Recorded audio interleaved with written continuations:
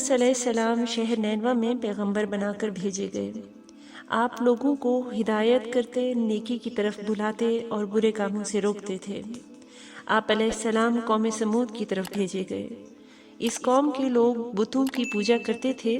جب آپ علیہ السلام لوگوں کو حق کی طرف بلاتے اور اللہ سبحانہ و تعالیٰ پر ایمان لانے کی تلقین کرتے، لیکن لوگ آپ علیہ السلام کی تعلیمات کا انکار کرتے اور حضرت یونس علیہ السلام سے کہتے کہ ہم تیرے خدا کو نہیں مانتے۔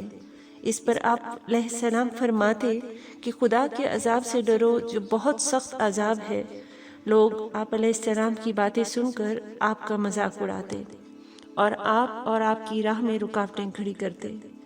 آپ علیہ السلام نے قوم سمود کو راہ راست پر لانے کی بہت کوششیں کیں، لیکن بھٹکی ہوئی قوم پر آپ علیہ السلام کی نصیحت کا کوئی اثر نہ ہوا، تو آپ علیہ السلام کو یقین ہو گیا کہ یہ لوگ خدائے رحمان پر ایمان نہیں لائیں گے۔ آپ علیہ السلام مایوس ہو گئے۔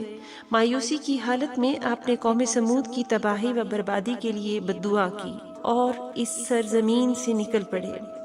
چلتے چلتے دریائے فریات کے کنارے پہنچے تو دیکھا کہ ایک کشتی کنارے پہ لگی ہے، لوگ اس پر سوار ہو رہے ہیں۔ ان کی دیکھا دیکھی آپ علیہ السلام بھی اس پر سوار ہو گئے۔ جنہیں جانا تھا وہ سب لوگ سوار ہو چکے۔ کشتی لوگوں سے بھر چکی۔ اس کے بعد کشتی اپنی منزل کی طرف روانہ ہوئی۔ سمندر پرسکون تھا، آسمان بھی صاف تھا۔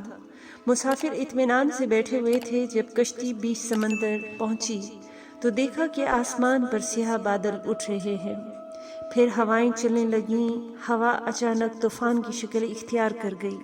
سمندر میں کشتی ڈگمگانے لگی، سمندر کی لہریں اوپر نیچے ہونے لگیں، بارش بھی شروع ہو گئی۔ طوفان کے جھٹکوں اور پانی کی تھپیڑوں سے کشتی کے ڈوبنے کا اندیشہ پیدا ہو گیا۔ کشتی میں بیٹھے ہوئے مسافروں میں سے ایک نے کہا کہ معلوم ہوتا ہے کہ کشتی میں آج کوئی ایسا سوار موجود ہے جس سے کوئی بہت بڑی غلطی سرزد ہو گئی۔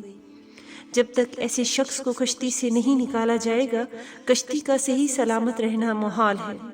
وہ شخص کون ہے یہ بتانا ہمارے لیے تو مشکل ہے، لیکن اگر وہ خود کو پیش کر دے تو آسان ہو جائے گا۔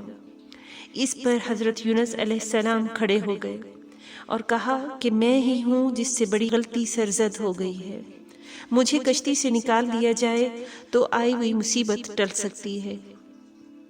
تمام مسافر حضرت یونس علیہ السلام کا منہ تک رہے تھے، جس نے خود ہی سب کے سامنے اپنی غلطی کا اظہار کیا۔ پھر سب نے ایک زبان ہو کر کہا کہ یہ شخص تو فرشتہ صفت انسان معلوم ہوتا ہے، ہم کسی حال میں اسے کشتی سے نہیں نکال سکتے۔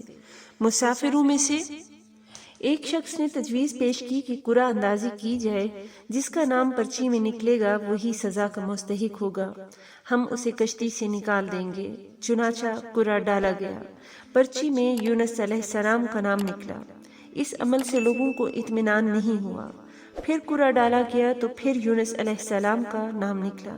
اس طرح یہ عمل بار بار دہرایا گیا اور ہر بار یہی ہوا۔ حضرت یونس علیہ السلام نے کہا، میں اپنے رب کا نافرمان ہوں، خدا کا حکم بھی یہی ہے کہ مجھے دریا میں ڈال دو، تمام مسافروں کی جان بچ جائے گی۔ حضرت یونس علیہ السلام نے کشتی کے مسافروں سے اور ملحہ سے بار بار کہا کہ وہ کشتی سے چھلانگ لگانے کے لیے تیار ہیں، اس لیے کہ میں نے اللہ کے حکم کا انتظار نہیں کیا۔ آخرکار کشتی کے مسافروں اور ملحہ نے آپ کا کہنا مان لیا اور حضرت یونس علیہ السلام کو دریا میں پھینک دیا گیا۔ دریا میں ایک مچھلی حضرت یونس علیہ السلام کی طرف بڑھی اور نگل گئی۔ اللہ نے مچھلی سے کہا کہ یہ تیری خوراک نہیں ہے، یہ تیرے پیٹ میں میری امانت ہے جسے واپس کرنا ہے۔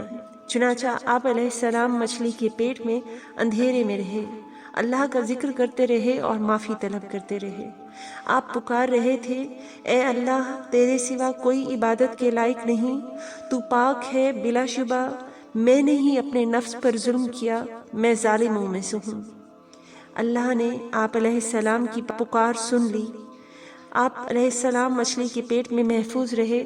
مچھلی نے دریا کے کنارے پر اگل دیا۔ جب آپ علیہ السلام مچھلی کے پیٹ سے باہر آئے تو بہت کمزور اور نڈھال تھے۔ آپ نے کھلی فضا میں سانس لیا اور اللہ کا شکر ادا کیا۔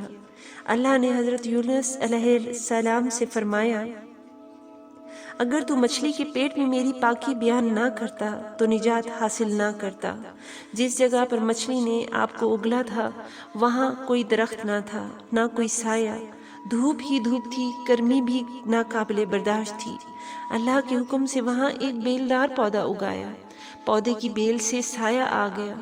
آپ علیہ السلام سایہ تلے بیٹھ گئے اور اللہ کا ذکر کرنے لگے۔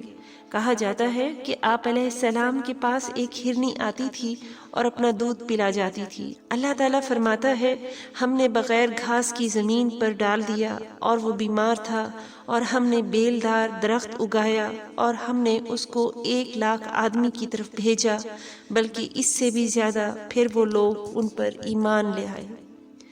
ملک نینوا چھوڑ دینے کے بعد آپ علیہ السلام کی قوم آپ کو بہت زیادہ یاد کرنے لگی۔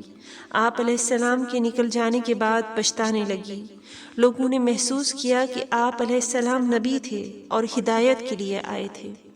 لوگوں نے اللہ سے معافی طلب کی اور وہ حضرت یونس علیہ السلام کی آمد کا انتظار کرنے لگے۔ لوگوں نے اقرار کیا کہ ہم اللہ پر ایمان لائے، اور اس بات پر بھی کہ یونس علیہ السلام اللہ کے بھیجے ہوئے نبی ہیں اور آپ کے لائے ہوئے پیغام پر یقین رکھتے ہیں اور یونس علیہ السلام کی تصدیق کرتے ہیں۔ اور قوم کے لوگ ایک دوسرے سے کہنے لگے کہ اگر حضرت یونس علیہ السلام ہمارے درمیان آ جائیں تو ہم سب ان علیہ السلام کی تعظیم کرنے لگیں گے اور ان کے حکم پر عمل کریں گے۔ اللہ تعالیٰ نے حضرت یونس علیہ السلام کو حکم دیا کہ وہ قوم کی طرف جائیں اور اللہ کا پیغام سنائیں اور انہیں برائی سے روکیں، نیکی کی طرف بلائیں۔ چنانچہ اللہ کے حکم پر جب آپ علیہ السلام اپنی قوم کی طرف لوٹ آئے تو قوم نے خوشی مسرت کا اظہار کیا اور آپ علیہ السلام کی آمد پر اللہ کا شکر ادا کیا۔ اس طرح کی مزید اسلامی اور معلوماتی ویڈیوز حاصل کرنے کے لیے ہمارا چینل ضرور سبسکرائب کیجیے۔ جزاک اللہ۔